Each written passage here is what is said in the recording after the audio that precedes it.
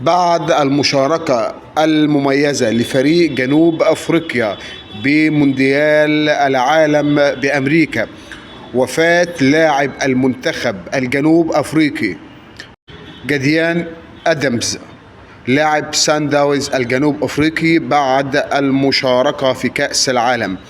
وفاة اللاعب جديان أدمز لاعب سان داونز الجنوب أفريقي بعد المشاركة في بطولة كأس العالم المقامة في أمريكا. شارك، وبعد المشاركة والخروج توفى اللاعب.